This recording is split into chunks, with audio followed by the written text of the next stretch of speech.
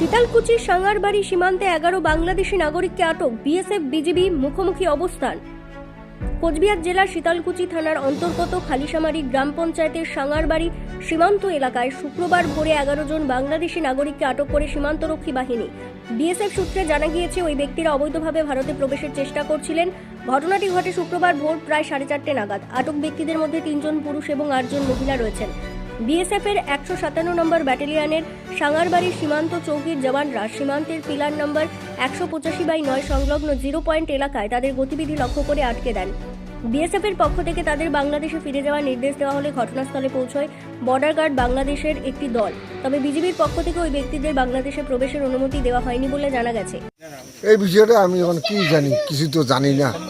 আপনার বাড়ি কোথায়? আমার বাড়ি ওইদিকে দিকে ওই যে এদিকে বট গাছটা আছে না, হ্যাঁ হ্যাঁ হ্যাঁ। চৈত্রিতে বাসন্তী মন্দির আছে, ওই তার পশ্চিম পাশে। আপনার নাম? বীরেন্দ্রনাথ রায়। মানে কি আপনি কি শুনলেন যে কি হয়েছে এখানে? আমি ওইদিকে লোকের কাছে শুনছি যে এদিকে কত লোক আসছে, কোথা থেকে? ওনার মুখে শুনিয়া আসলাম আর কি দেখতে। কোথার থেকে আসছে? কি লোকগুলা হ্যাঁ, এখন কোথার থেকে আসলো আমি তো কিছু জানি না। এখানে আটক হয়ে আছে এখানে? হ্যাঁ, আহ, আমরা বলে কিছু জানি না। ঠিক আছে।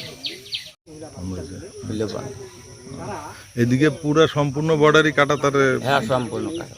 তাহলে ওরা যে এদিকে ঢুকতেছিল কি উদ্দেশ্যে, কোন দিক দিয়ে ঢুকলো হয়? তাহলে কোন দিক দিয়ে সেটা তো আমরা বলি পেলাম। আইতে পেতে কুদি ঢুকিল না ঢুকিল সেটা তো ধরিয়ে কুদি থেকে কুদি মেয়ে আইন ধরছে, সেটা তো আমরা করার পাবো না।